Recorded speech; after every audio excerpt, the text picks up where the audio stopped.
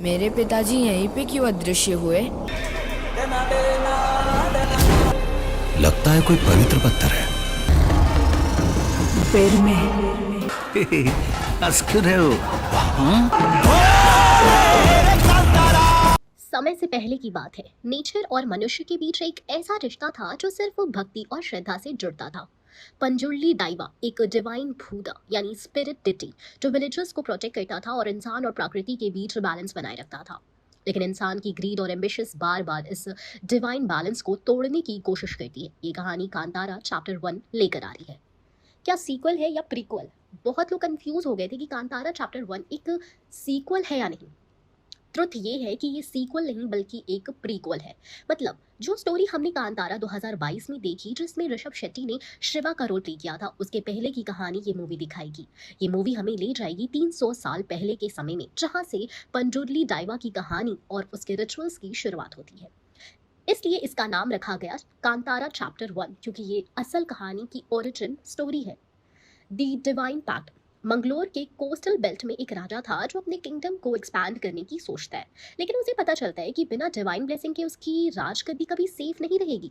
राजा पंजुर्ली डाइवा से एक वरदान यानी बून मांगता है, मेरी राज्य और वंश को सुरक्षित रखना। पंजुर्ली एक बोर स्पिरिट है, वाइल्ड और फियर्स, जो प्रकृति का रक्षक है। पंजुर्ली राजा को ब्लेसिंग तो दे देता है, लेकिन एक शर्त के साथ, तुम्हारी फैमिली सिर्फ तब तक राज करेगी जब तक तुम प्रकृति और लोक का सम्मान करोगे।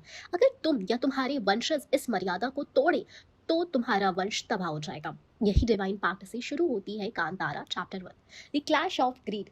कुछ साल गुजरने के बाद राजा के वंशज और जमींदार अपनी पावर और ग्रीड में अंधे हो जाते हैं। लैंड ग्रैबिंग, फॉरेस्ट की कटिंग और लोगों से जबरदस्ती टैक्स लेना शुरू कर जाते हैं। विलेजर्स जो पंजुर्ली और गुलिगा डाइवा की पूजा करते हैं, उनके बीच फियर और होप दोनों बन जाते हैं, क्योंकि उन्हें लगता है कि डाइवा उनकी रक्षा करेगा। लेकिन वो भी जानते हैं कि अगर राजा अपने वचन तोड़ता है तो डाइवा का रौद्र रूप खुद तबाही ले आएगा। Rise of the chosen one.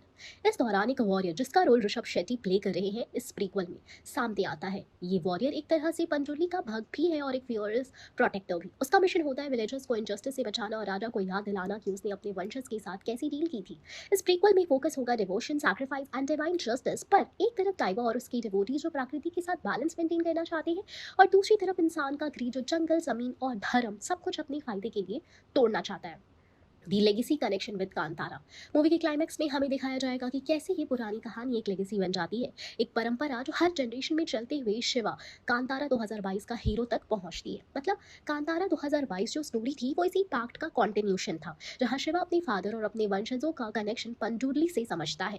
इस तरह चैप्टर 1 बन जाता है एक फाउंडेशन स्टोरी, जहां से हमें पता चलता है कि असल में पंजुर्ली की पूजा क्यों होती है और कैसे एक देव और इंसान के बीच का पैक्ट हर जनरेशन में एक न्यू स्टोरी क्रिएट करता है। फर्स्ट लुक रिलीज हुआ 27 नवंबर 2023 को, जिसमें एक रॉ और इंटेंस ऋषभ शेट्टी का वॉरियर अवतार दिखाया गया। शूटिंग शुरू हुई नवंबर 2023 में। ऑफिशियल रिलीज डेट डिसाइड की गई है 2 अक्टूबर 2025, गांधी जयंती के दिन, जो एक पैन इंडिया रिलीज होगी।